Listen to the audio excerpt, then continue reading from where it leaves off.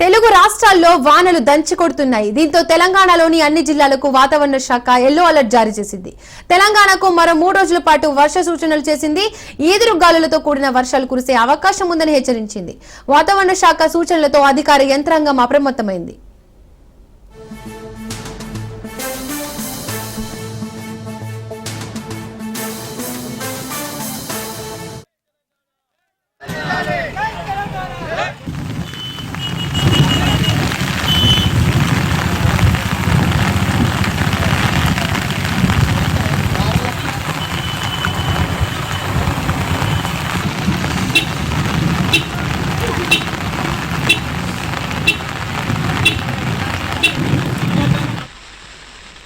మరోవైపు ఏపీలోని కోస్తా రాయలసీమలో పలుచోట్ల భారీ వర్షాలు కురుస్తున్నాయి. ఉరుములు మెరుపులతో కూడిన వర్షాలు దంచి కొడుతున్నాయి.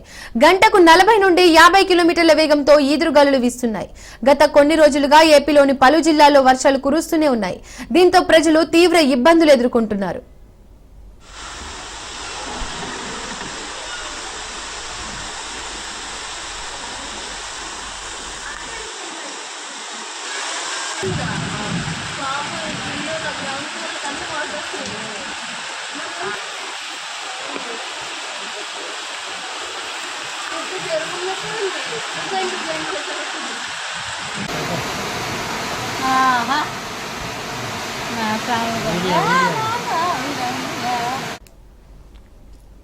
హైదరాబాద్ లోనూ రాత్రి కుండపోత వర్షం కురిసింది. చైతన్యపురిలో కమలానగర్ రోడ్డులో వరదలో వాహనాలు కొట్టుకుపోయాయి. ఎల్మినగర్ రోడ్డుపై కార్లు, బైకులు వరదలు చిక్కుకున్నాయి.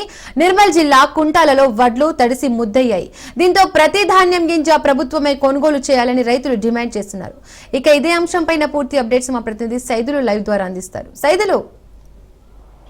దీపిక, ఉపరితల ఆవర్తనం అల్పపీడనం కారణంగా తెలంగాణ రాష్ట్రంలో మరో 3 రోజుల పాటు వర్షాలు కురుస్తాయని వాతావరణ శాఖ వెల్లడించింది. నిన్న, ఈ రోజు, రేపు, ఎల్లుండి, అవుటెల్లుండి మొత్తం 5 రోజుల పాటు ఈ యొక్క ఉపరితల ఆవర్తనం అల్పపీడనం కారణంగా వర్షాలు కురుస్తాయని వాతావరణ శాఖ వెల్లడించింది. ఇప్పటికే కొన్ని జిల్లాలకు ఆరెంజ్ అలర్ట్తో పాటుగా ఎల్లో అలర్ట్ కూడా జారీ చేసింది. అయితే నిన్న రాత్రి హైదరాబాద్లో కురిసిన భారీ వర్షానికి హైదరాబాద్ అతలాకుతలమైపోయింది. ముఖ్యంగా ఎల్బీ నగర్, చైతన్యపురి, అదేవిధంగా కొత్తపేట ప్రాంతాల్లో భారీ వర్షం నమోదైంది. అక్కడ కొన్ని ప్రాంతాల్లో పార్కింగ్ చేసినటువంటి బైకులు కూడా కొట్టుకుపోయిన పరిస్థితి కూడా కనిపించిందంటే అర్థం చేసుకోవచ్చు ఎంత పెద్ద మొత్తంలో వర్షపాతం నమోదైందో ఒక్క రాత్రికి అర్థం చేసుకోవచ్చు. దీన్ని బట్టి చూస్తే ఇక రానున్న 3 రోజుల పాటు తెలంగాణ రాష్ట్రంలో భారీ వర్షాలు కురుస్తున్నాయని వాతావరణ శాఖ వెల్లడించిన నేపథ్యంలో అధికారులందరూ అప్రమత్తంగా ఉండాలని ముఖ్యమంత్రి రేవంత్ రెడ్డి అధికారులను ఆదేశించారు. కొన్ని జిల్లాలలో ఎల్లో అలర్ట్ ఉన్న జిల్లాలు ఏవైతే ఉన్నాయో ఆ జిల్లాల్లో ముఖ్యంగా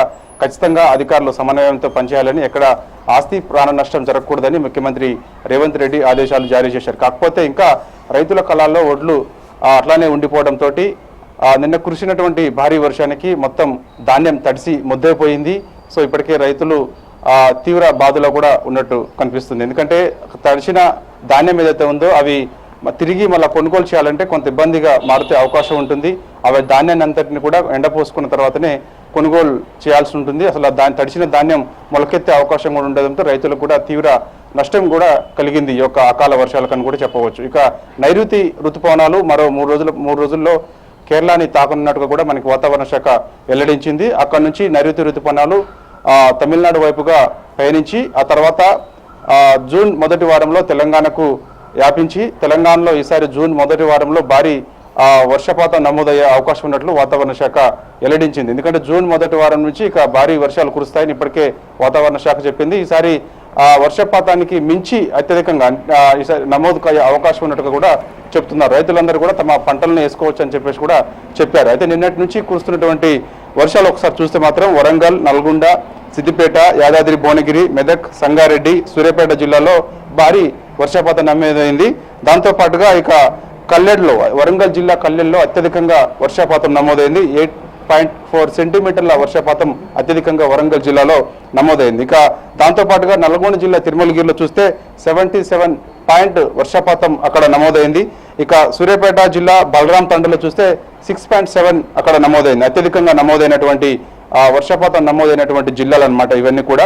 సో ఇక హైదరాబాద్లో పలు చోట్ల మోస్తారు వర్షం కురిసింది. ఈ రోజు, రేపు, ఎల్లుండి 3 రోజుల పాటు గ్రేటర్ హైదరాబాద్ పరిధిలో మోస్తారు నుంచి భారీ వర్షాలు కురుస్తాయని వాతావరణ శాఖ వెల్లడించింది. వీటితో పాటుగా ఇక గంటకు 30 నుంచి 40 కిలోమీటర్ల వేగంతో వీధురుగాలులు ఈస్తాయని, వాటితో పాటుగా ఉరుములు మెరుపులతో కూడిన వర్షం నమోదవుతుందని చెప్పేసి అందుకు అధికారులందరూ కూడా అప్రమత్తంగా గ్రేటర్ హైదరాబాద్ పరిధిలో ఉండాల్సిన అవసరం ఉంటుందని చెప్పేసి హైదరాబాద్ ఇన్ఛార్జి మంత్రి పొన్నం ప్రభాకర్ అధికారులని ఆదేశించారు. ఎందుకంటే జిహెచ్ఎంసీ అధికారులతో పాటుగా ఇటు ట్రాఫిక్ పోలీసులు, అదేవిధంగా విద్యుత్ శాఖ అధికారులందరూ కూడా సమన్వయంతో పనిచేయాలని, ఎక్కడ కూడా ప్రాణ నష్టం జరగకూడదని, దాంతోపాటు జిహెచ్ఎంసీ అధికారులు ఎప్పటికప్పుడు అలర్ట్గా ఉండాలని, ముఖ్యంగా ఈ యొక్క మ్యాన్హోల్స్ ఎక్కడైతే ఓపెన్ ఉంటాయో వెంటనే మూసివేయాలని చెప్పేసి మ్యాన్హోల్స్ ఓపెన్ ఉన్న దగ్గర దాని చుట్టూ కూడా రక్షణ కవచంగా ఏదైనా బారికేడ్స్ లాంటివి ఏర్పాటు చేసి ప్రజలను అప్రమత్తంగా చేస్తూ ఉండాలని చెప్పేసి కూడా చెప్పారు. దాంతోపాటు ఇక మిగిలిన ప్రాంతాలు అయితే ట్రాఫిక్ అంతరాయం ఎక్కడైతే ఉంటుందో, ముఖ్యంగా మాదాపూర్, హైటెక్ సిటీ, గచ్చిబౌలి, నానక్రామగూడ ప్రాంతాల్లో ఐటీ సెక్టార్ ఏరియాలలో పెద్ద ఎత్తున ట్రాఫిక్ అవుతుంది కాబట్టి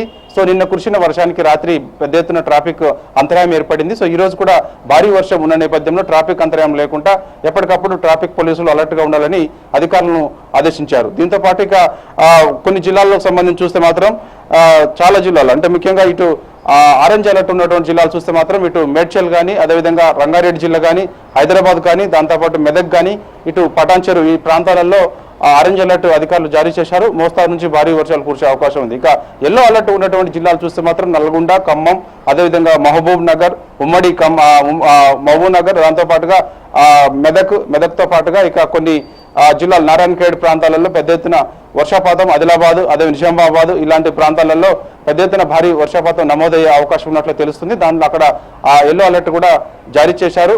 అత్యవసరమైతే తప్ప ప్రజలు ఎవరు బయటికి రావద్దని చెప్పేసి కూడా ఆదేశించారు. కాబట్టి సో ఇక రానున్న 3 రోజుల పాటు చాలా అప్రమత్తంగా ఉండాల్సిన అవసరం ఉందని చెప్పేసి కూడా అధికారులు ఆదేశించారు. కాబట్టి ఎవరు కూడా ఈ యొక్క తడిసిన ధాన్యం ఏదైతే ఉందో, కళ్ళాల్లో ఉన్నటువంటి ధాన్యం ఏదైతే ఉందో అది మొత్తం పూర్తిగా అకాల వర్షాలకు తడిసిపోయింది కాబట్టి సో అందుకు ఎవరైతే నష్టపోయారో ఆ రైతులకు సంబంధించినటువంటి డీటెయిల్స్ కూడా అన్ని తీసుకోవాలని చెప్పేసి ప్రభుత్వం అధికారులను ఆదేశించింది. కాబట్టి ఎక్కడైతే ధాన్యం కొనుగోలు కేంద్రాలలో ధాన్యం తడిసి ముద్దైపోయిందో ఆయా రైతులకు సంబంధించి ఎంత ధాన్యం ఉన్నది ఏంటి అని చెప్పేసి ఆ యొక్క రైతుల నుంచి కూడా డీటెయిల్స్ తీసుకోవాలని కూడా చెప్పారు. ఎందుకంటే నష్టపోయిన దానికి పంట నష్టం జరిగింది కాబట్టి అందుకు నష్టపరిహారం కూడా ప్రభుత్వం ఇచ్చేందుకు ముందుకు వచ్చే అవకాశం ఉన్నట్టుగా కూడా దీన్ని బట్టి చూస్తే తెలుస్తుంది. కాబట్టి ఇక ఉపరితలం ఆవర్తనం అల్పపీడనం కారణంగా మరో 3 రోజుల పాటు భారీ వర్షాలు ఉన్న నేపథ్యంలో అందరూ కూడా అప్రమత్తంగా ఉండాలని చెప్పేసి ప్రభుత్వం అందరినీ అలర్ట్ చేసింది. అధికారులతో పాటుగా ప్రజలను కూడా అప్రమత్తంగా ఉండాలని చెప్పేసి కూడా ఆదేశాలు జారీ చేసింది. కాబట్టి సో అత్యవసరమైతే తప్ప ఎవరు బయటికి రావద్దని చెప్పేసి కూడా చెప్తున్నటువంటి పరిస్థితి కనిపిస్తుంది. ఇక రానున్న